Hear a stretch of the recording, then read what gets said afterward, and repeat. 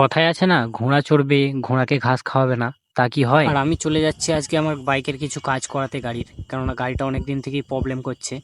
তাই আমি এটাকে নিয়েই বেশি ঘোরাঘুরি করি, ওই জন্য একটু এর কাজটাও করে নেবো নমস্কার বন্ধুরা, তোমরা দেখছো সুরেশ দোলি ইউটিউব চ্যানেল। তোমাদের জন্য আরও একটি মিনি ব্লগ নিয়ে আমি চলে এলাম। তো গাইজ আজকে আমি যাচ্ছি আমার গাড়ি কিছু কাজ করাতে। আর তোমরা ভিডিওটা দেখতে থাকো শেষ পর্যন্ত। যারা আমার চ্যানেলটিকে সাবস্ক্রাইব করনি তারা সাবস্ক্রাইব করে নিও প্লিজ।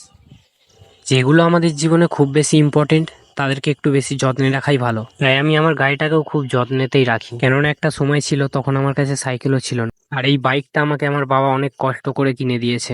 যাই হোক, আমি চলে এলাম গাড়িটা নিয়ে আমাদের গ্যারেজে, যেখানে আমি আগে কাজ করতাম, এখন আর করি না। এখন আমি আমার গাড়িটায় একটা লাইট লাগাবো, কেননা আমার গাড়ির হেডলাইটটা খুব বেশি জোরে জ্বলে না, তাই গাড়ি চালাতে রাত্রে অসুবিধা হয়। আর এটাই হলো ওই লাইটটা। তাই বেশি দেরি না করে আমার গাড়ি আমি নিজেই খুলে ফেললাম, যেহেতু আমি কাজ জানি। গাড়ির হেডলাইটটা খোলা হয়ে যেতে আমি এটাকে একটা সাইডে রেখে দিলাম, কেননা এটা ভেঙে যেতে পারে। এখন গাড়িটাকে দেখতে বেশ ভালোই লাগছে।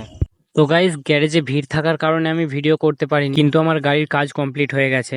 তো লাইটটা লাগানোর পরে তোমরা বলো কমেন্ট করে যে গাড়িটাকে কেমন লাগছে। তারপরে রোহন আসতে ওকে নিয়ে চা খেতে গেলাম, কিন্তু তারপর আর ভিডিও বানাতে পারিনি, কেননা আমার ফোন সুইচ অফ হয়ে গেছিল। তারপরে চা খাওয়া হয়ে যেতে আমরা বাড়ি চলে এলাম। আর হ্যাঁ, তোমরা কিন্তু সাবস্ক্রাইব করতে ভুলো না। দেখা হচ্ছে নেক্সট ভিডিওতে।